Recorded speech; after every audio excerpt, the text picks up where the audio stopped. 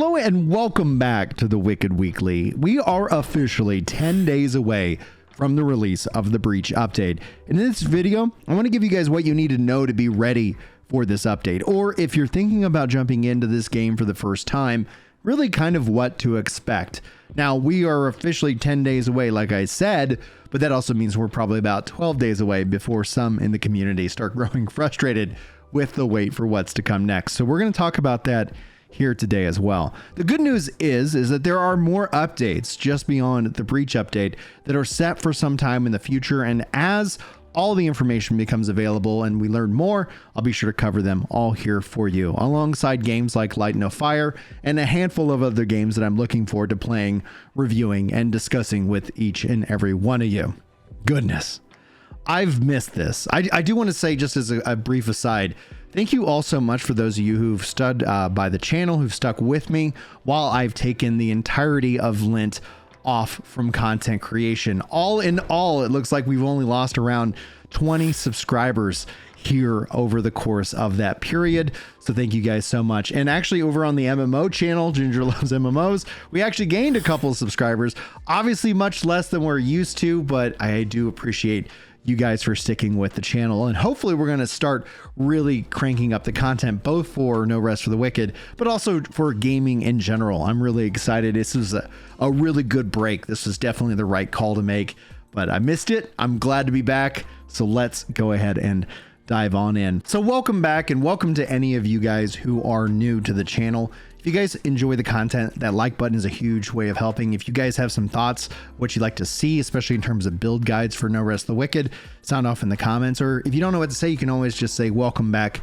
I really enjoy seeing all y'all's comments, and I'll do my best to read and respond to each and every one of you guys for doing so. Let's dive into the core reason why you clicked on this video. The Breach, April 30th. This is the big day. There's a couple of things that have been going on behind the scenes, and I want to kind of update you about that right now. First and foremost, the team, Moon Studios, is fully independent. They are self-publishing this game. This is one of the reasons why we've seen such a huge quote-unquote delay of this update, why so many things behind the scenes had to get addressed, and that's why we're here. The positive of all this is that for anybody, especially who's new, who's buying the game in early access and stepping into this world, every dollar you spend, outside of, I guess, Steam fees, is going to Moon Studios. So this is a really good opportunity, especially if you haven't bought in and you want to support the development of this game.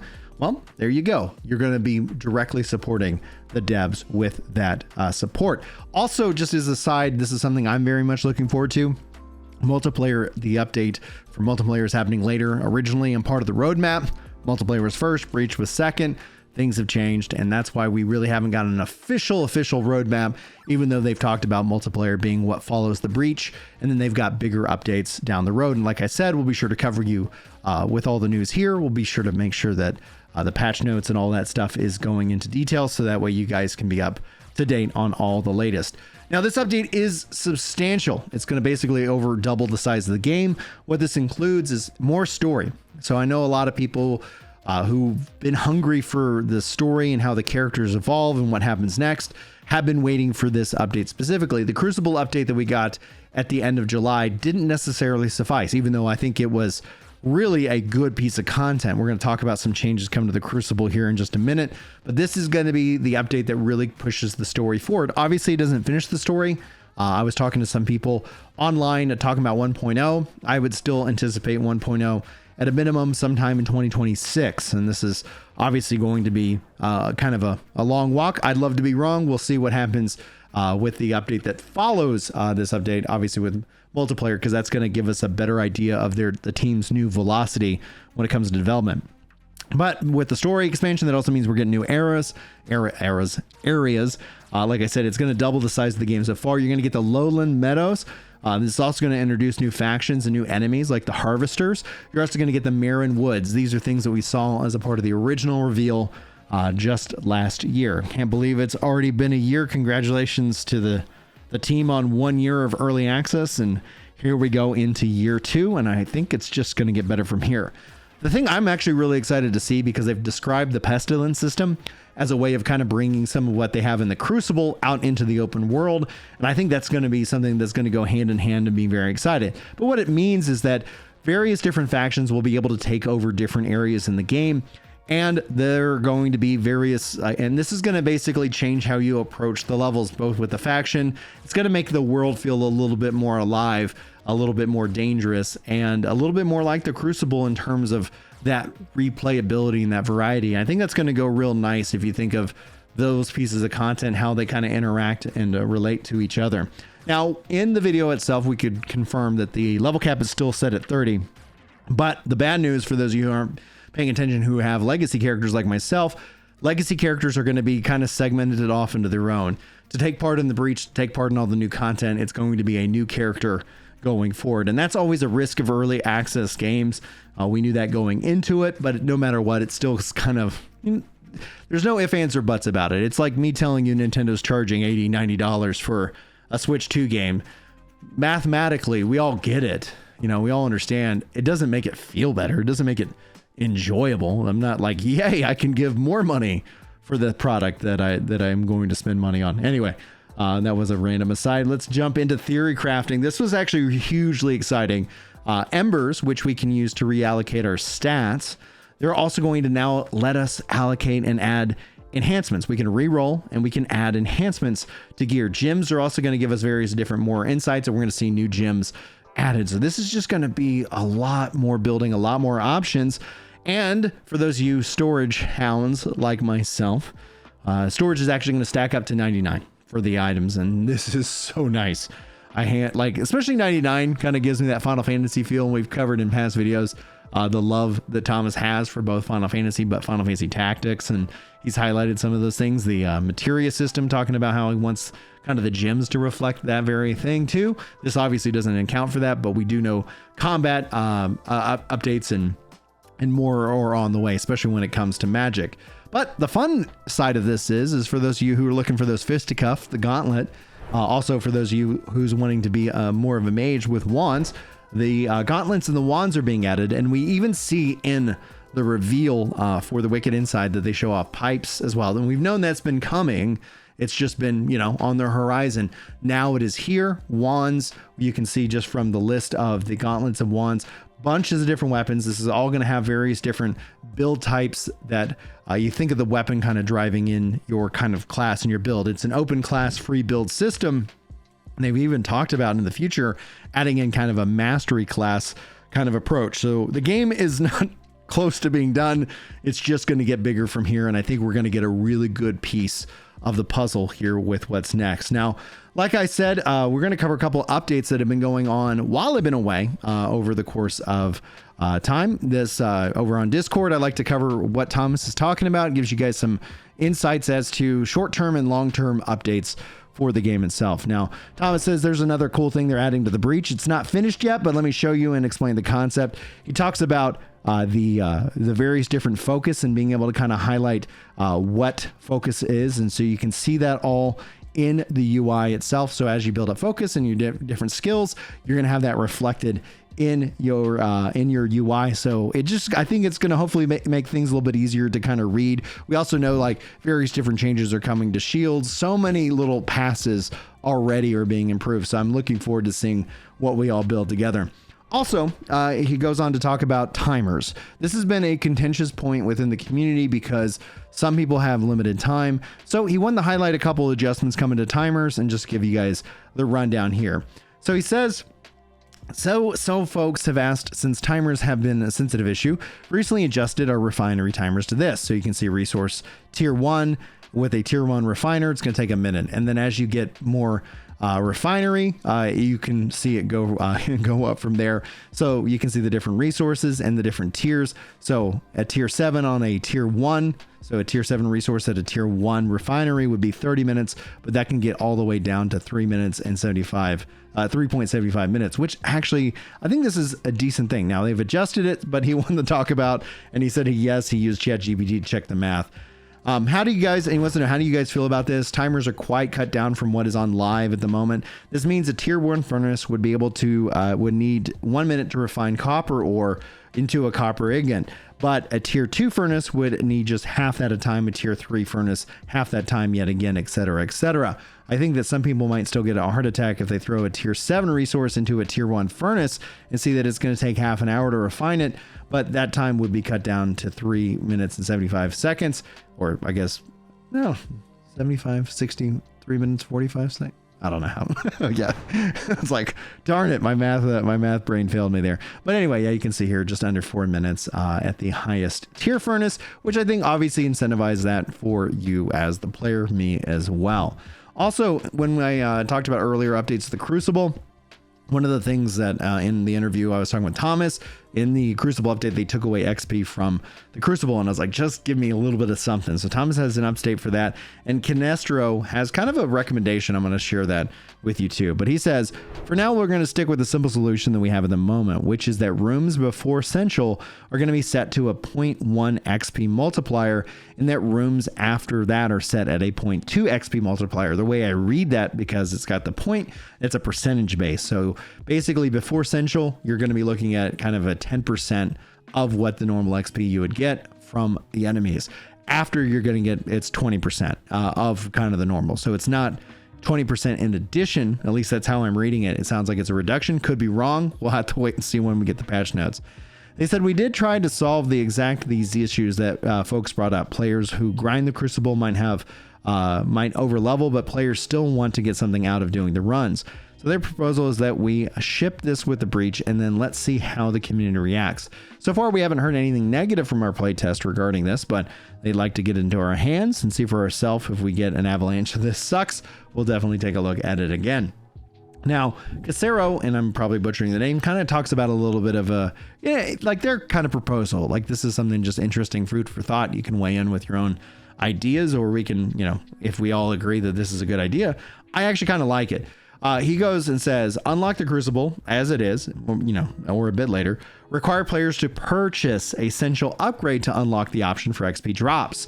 This unlocks the option to enable XP drops only during a single Crucible run. Personally, I wouldn't mind it just being always on once you unlock it, but this is something interesting, adding in the need for the resource to do the various different unlocks. And if you don't need it, then you just send those resources and do something else with it. He says the XP that you earn will be based purely on skill. The more that you can advance during those runs, the more XP you'll earn. That sounds fun. A little gamification. I don't mind that one bit. Now, he talks about benefits from his perspective. More usage of Gloam Seeds, with Exalting being removed from the Essential. Gloam Seeds might seem to lose their purpose after the upgrades unless you needed or added more stuff, and this could give them a new use. More challenging and engaging. You're going to earn all the XP that you get during the run with XP that you paid for. This avoids people getting or regretting Crucible runs because of the unwanted XP that they will earn, and this could lead to ruining their experience. And optionally making it necessary to first complete all the other central upgrades to unlock this option, so players are more likely to do the story first and then try this out later with advancing their playthrough, avoiding some people grinding XP and allowing it if they really wanted to. Now, the nice thing about this with these upgrades is that as you unlock it, as you play on other characters, they'd also be available with that. So turning that on and then using the Crucible to level up other characters could also be a real added value to that. And they show it off like kind of in concept. This is just with their idea with using kind of a run with XP, which would use some of the Gloam Seeds. I would think it'd be kind of cool to see some boons as well that affected XP if you ended up turning that on.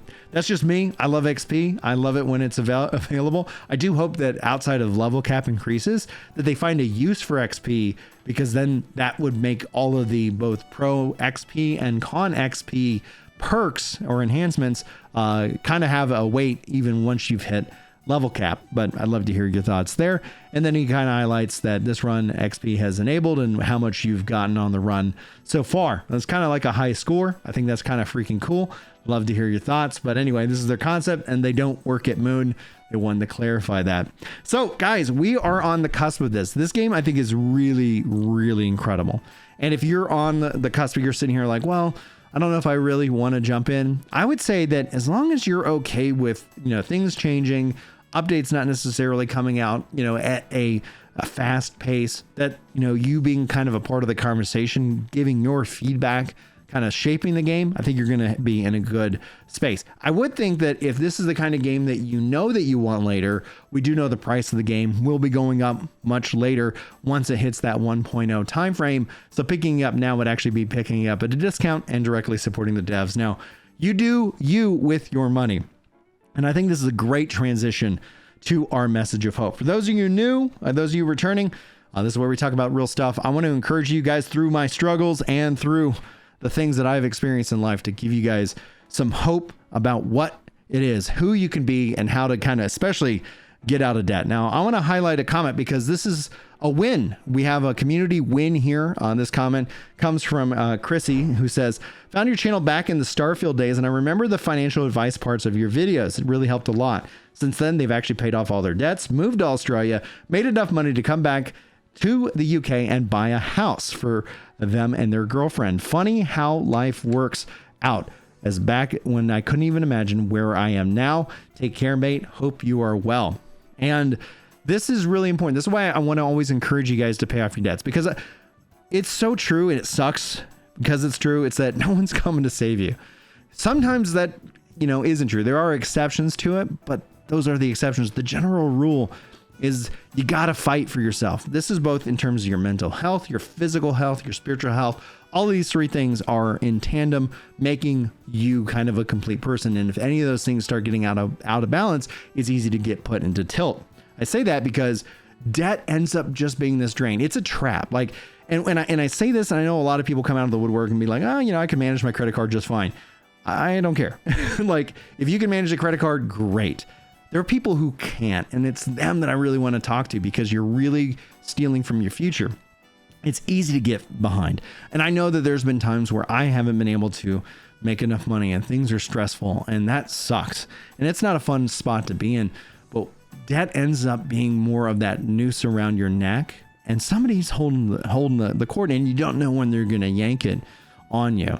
Thankfully, we really focus in on paying off debt. Now, just a kind of a tip, you're like, I don't really know where to start. What do you mean? Like, this does sound great, but what about X, Y, and Z? Like, we can have real conversations if you need help, specifically in the comments or on Discord. Links are all in the description if you guys want to jump into that.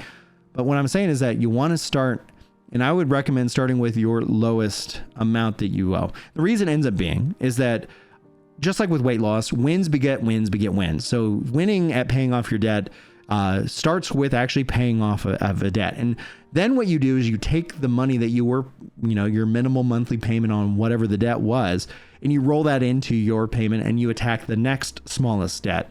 What this does is it helps build momentum. Now, why this worked for me and my wife is that by the time we got to like the largest student loan that we had already paid off the credit card and all these other little things. And so all of those little things ended up adding up to a significant amount. So all of a sudden, just to give you guys the context, is that paying off all of our debt, and we had one student loan left at this point, that we actually had an additional $500 because we weren't paying off all those other debts.